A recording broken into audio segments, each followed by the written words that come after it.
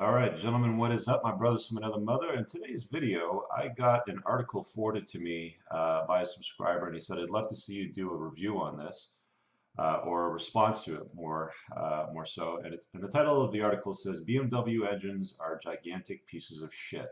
And it's written by Freddy Tavarish Hernandez. Before we get started, I did put on my BMW Prep Boy t-shirt. Let's pop the collar so we can dive right into this like a true BMW driver. All right, you wanted a video response to this, my friend. Let's dive into it.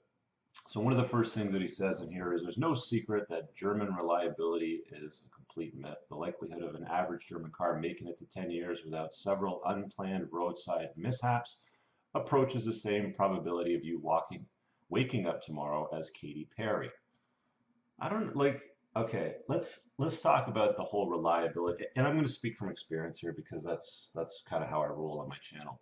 I've had four BMWs now, and three of them have been M cars. My last one being an E93 M3, which everybody said is notorious for rod bearing failures, and it's a complete piece of garbage, and it'll blow up on you.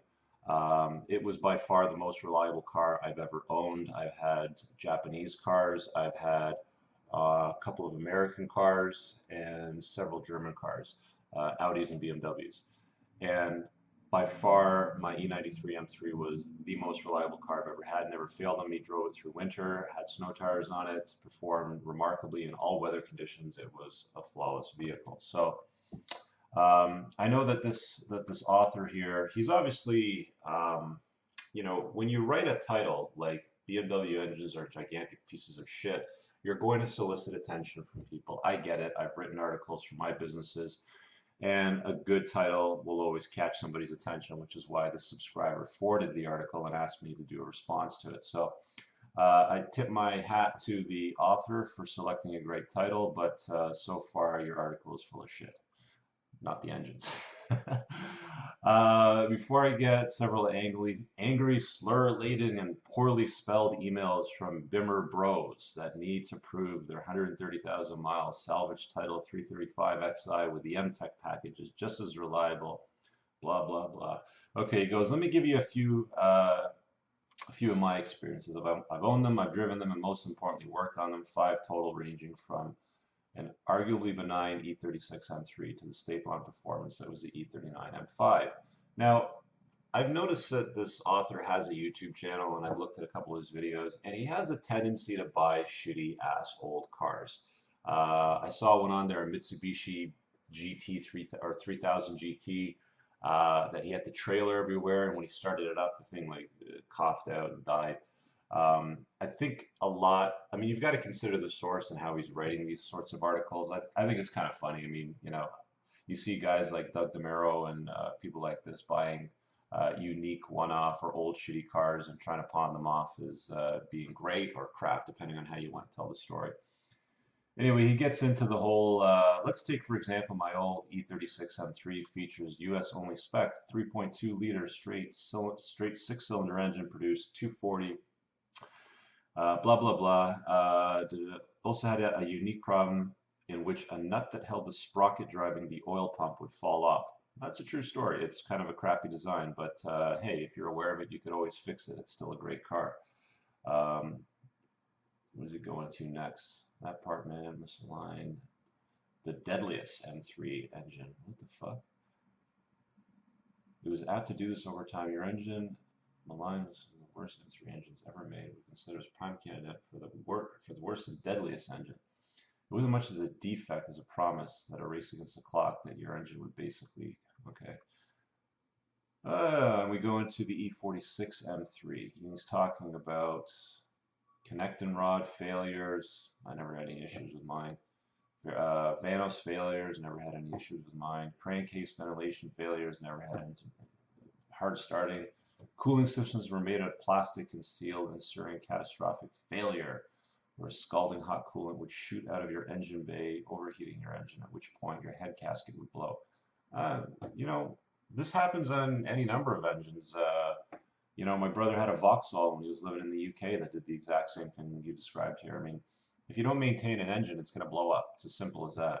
I never had any problems with my E46 M3. Drove it for a number of years. Very reliable vehicle. I mean, okay.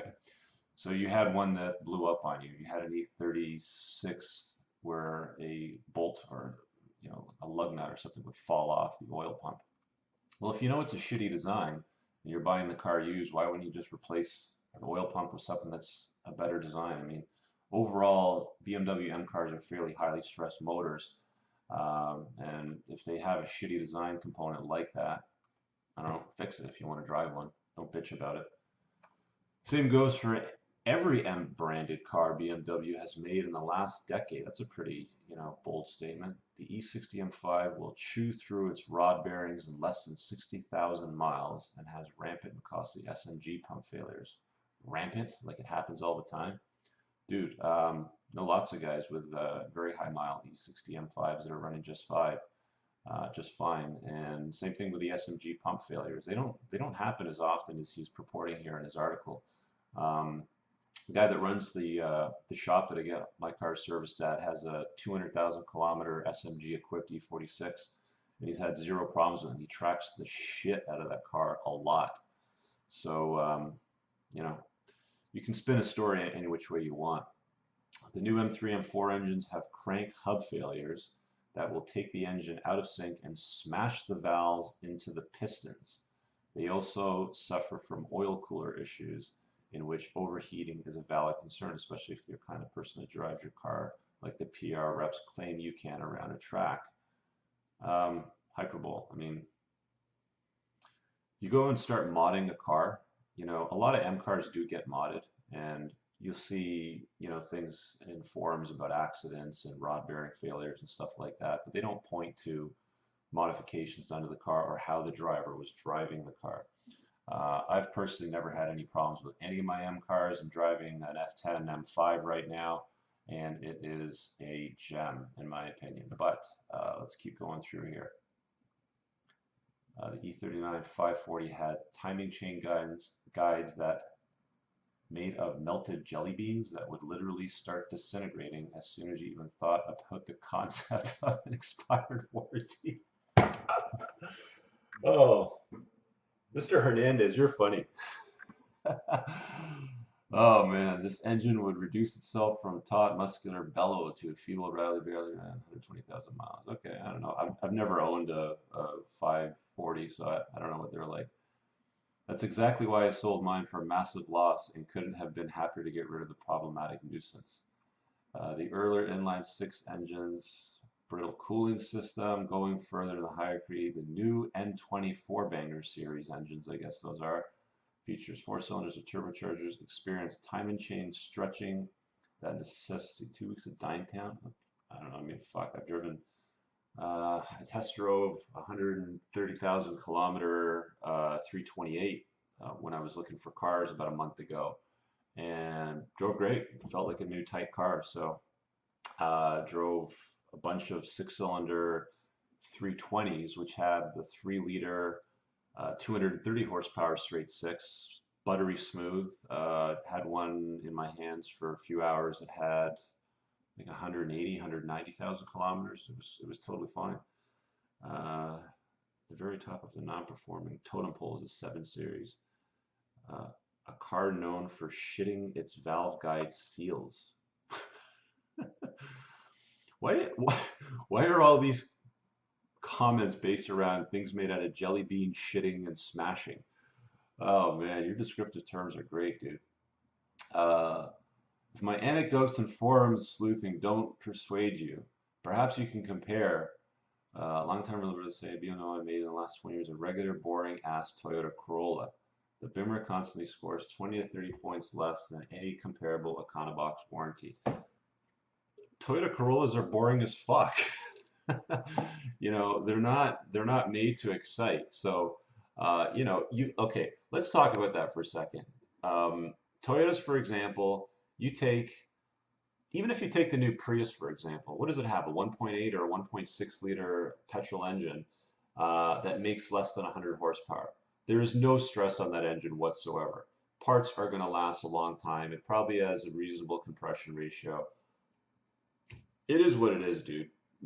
if you're going to drive a motor that's making 100 horsepower per liter, and drive it the way they intend you to want to drive it or to have fun with it, and you don't take care of it and you start modifying it, I'm sure you're going to have engine failures, and valve guide steels are going to shit through the car, or things are going to look like they're made out of jelly beans, or what do you say here about the V10? Chew through rod bearings. Oh, that's good. That's good. At this point, I, as well as anyone with two brain cells to rub together, should be completely turned off with the idea of realistically owning a BMW if it has anything close to original engine in the bay. Well, fuck it. I'm just gonna get rid of my stupid t-shirt. Fuck it. Ah, fuck this. Forget BMW. I'm just kidding, guys. Anyway, you got to take it with a grain of salt. People write stuff like this to obviously garner attention and get shares on the social world. I hope you enjoyed this video response to Mr. Hernandez's article. Personally, I've had a great experience with BMWs, far better than Audis. Never owned a Mercedes-Benz, and my brother did drive a Volkswagen Jetta for quite a bit, which was reliable as fuck. So I can't really point to any of these issues that I've experienced, like shitting valves or smashing rod bearings. It all, in my opinion, boils down to how you maintain a vehicle and what kind of mods you're putting into it. Because people do some nutty things to Beamer engines, like supercharge them and really mess with certain things that shouldn't be toyed with, in my opinion. But anyway, hope you guys enjoyed the video. If you have any requests or you want any more video responses to articles like this, feel free to message them to me on Facebook at Entrepreneurs in Cars. Enjoyed reading this. Thanks for sending it to me. Talk to you guys later. Peace.